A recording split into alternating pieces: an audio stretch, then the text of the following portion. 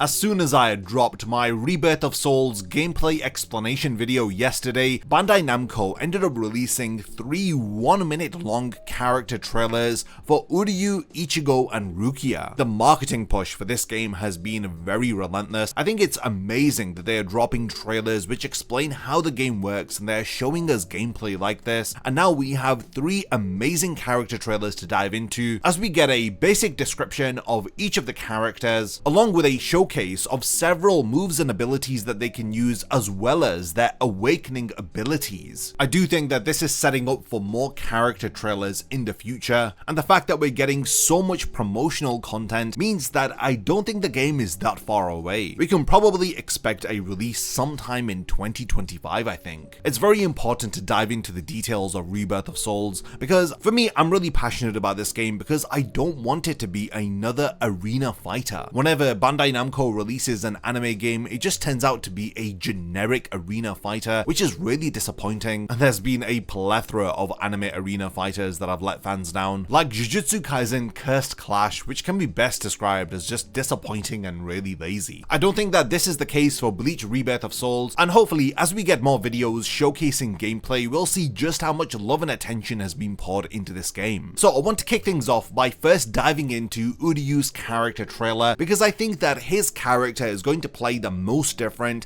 out of all of the characters within this game. So Uryu is described as a strong character with ranged attacks, which can be used to keep opponents at bay. So this iteration of Uryu is wielding his bow Kojaku, which was the first Quincy bow that he wields right at the start of the series. So this is Uryu's moveset pretty much from the Soul Society and Arrancar arc. So there's no shrift abilities or holy forms here. Uryu is using the traditional ways of the Quincy that were taught to him by his grandfather. In this trailer, we are shown 2 moves. The first is Spiritual Pressure Move 1 called Quincy Arrow. This basically fires an arrow forward, and if the arrow hits the opponent, Uryu then uses Hairen Hyaku to move in front of the opponent, and he does a follow-up attack that fires numerous arrows. Now, the second Spiritual Pressure Move 2 is Zelle Schneider. Uryu absorbs an opponent's attack and fires back a powerful attack of his own. So a counter-attack. Zelle Schneider is a silver thin weapon with a blue blade,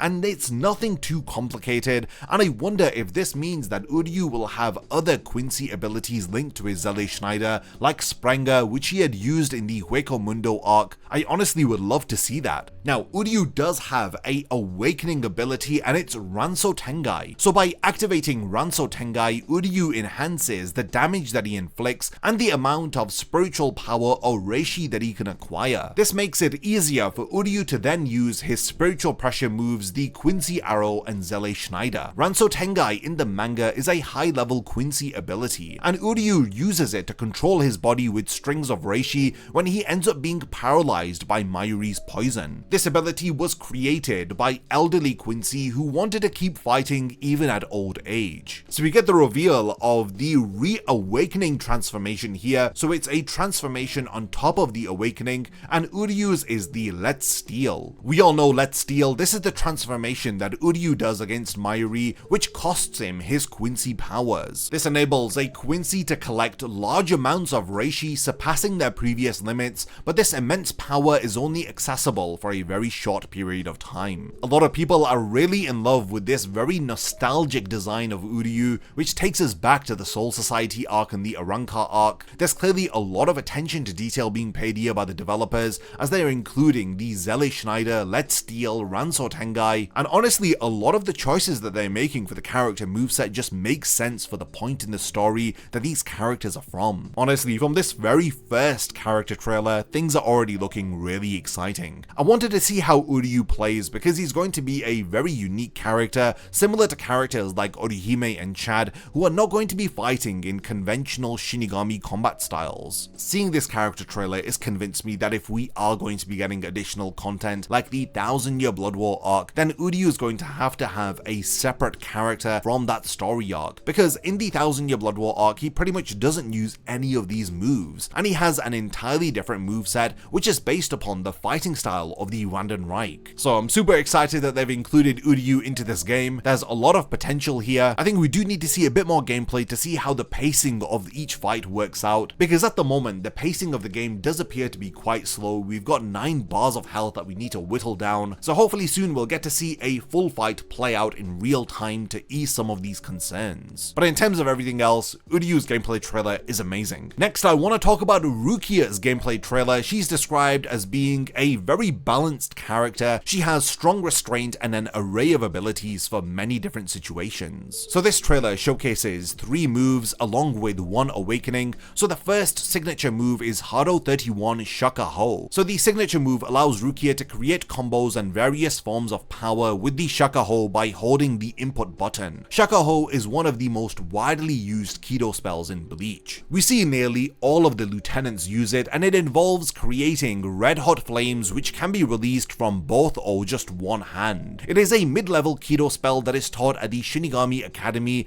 hence why it's the default offensive Kido spell used by most Shinigami. Now you don't need to be a Kido master to use this one. Now Spiritual Pressure move 1 is Hado number 4 Byakurai. Now this attack is released while stepping backward, and Byakurai in the game makes Rukia momentarily invincible, thus allowing her to deal out punishing attacks. In the series, Byakurai is shown to allow the user to collect dense reishi, which they can release from both of their hands. There are variants to Byakurai, like when Byakuya uses it against Ichigo, as it creates a bolt of lightning which fires through his chest. So it will be interesting to see if Byakuya has his own variation of Byakurai. So Spiritual Pressure move number 2 is Hado 33 Sokatsui. So Sokatsui is a follow-up attack that can be used after Rukia lunges and attacks successfully. In the series, Sokatsui is a Kido spell which is used masterfully by members of the Kuchiki clan. This Hado technique releases large blue flames from the palm of the hand which overwhelms the opponent. Now, Rukia also has an awakening, and it's her Shikai Sodeno Shirayuki. This strengthens Rukia's overall capabilities, and it transforms her Spiritual Pressure moves in order to complement her Shikai. So she dishes out even stronger Spiritual Pressure moves here, so that's the Byakurai and the Sokatsui. I think fans are really excited to finally have Rukia as a playable character with a very strong moveset, which is perfectly linked back to the lore of Bleach. I love that they've included a lot of Kido spells in her moveset, and it's just a very faithful representation of a character's unique combat style. Some fans are a bit disappointed that we're getting no Bankai here, but I think that Thousand Year Blood War arc Rukia will be its own separate playable character, which will have all of the enhancements that she has during that story arc,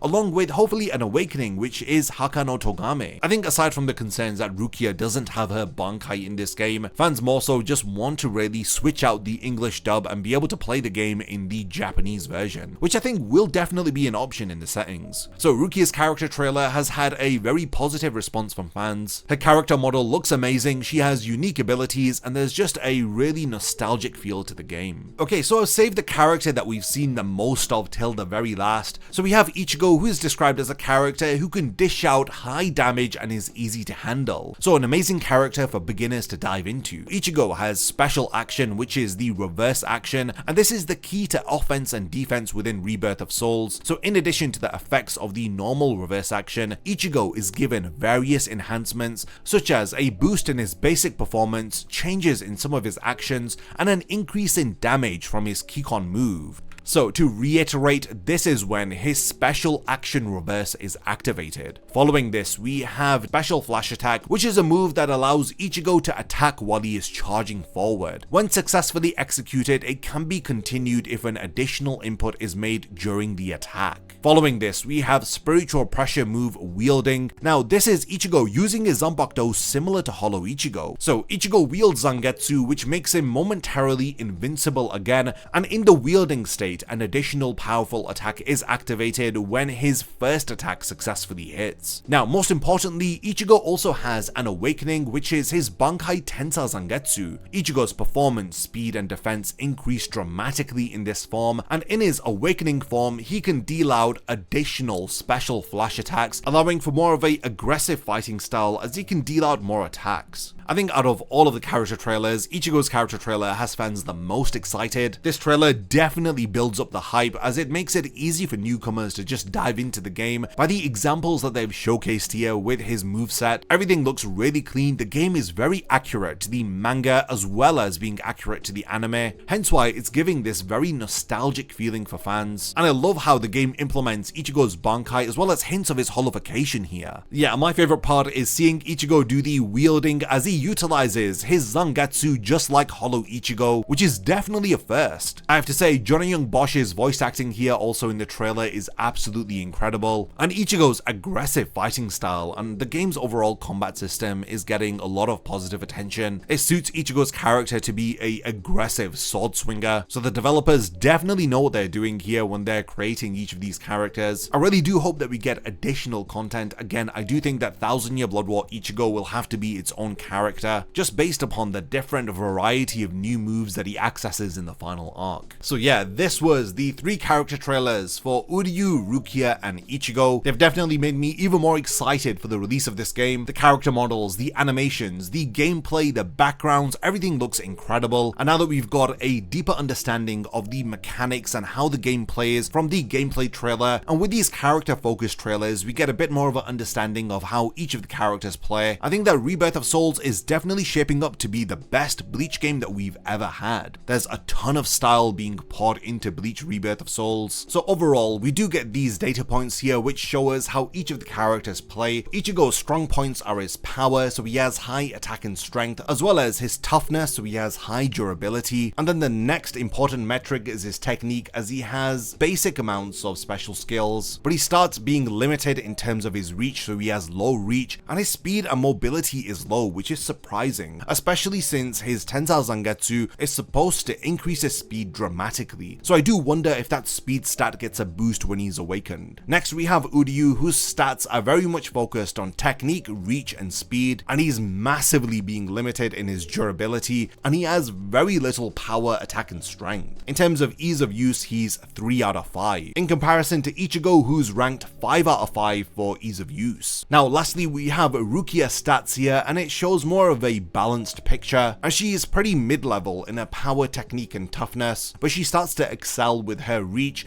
and most notably she has high amounts of speed, with mobility being her highest stat, and her ease of use is again 5 out of 5, similar to Ichigo. I think that this game needs all of our support, especially if we are hoping for more additional content like DLC for the Thousand Year Blood War arc, and especially if you want a sequel to this game which builds upon everything that they're doing here. If this game doesn't hit the sales numbers, then I don't think we're going to be getting another Bleach console game. So please do show your support for Rebirth of Souls. Support Bandai Namco with their decision to make this Bleach console game. We've been begging for it for 13 years. And be sure to subscribe to the channel, because if there are any more Rebirth of Soul updates, like new character trailer videos, I'll be covering all of them and posting updates as soon as possible. So do stick around to the channel to be the first to know all of the latest Rebirth of Souls news. Lastly, thank you for making it to the end of this video. I hope all of you are excited as I am for this Bleach console game, and I can't wait to see you in my next Bleach news and updates video.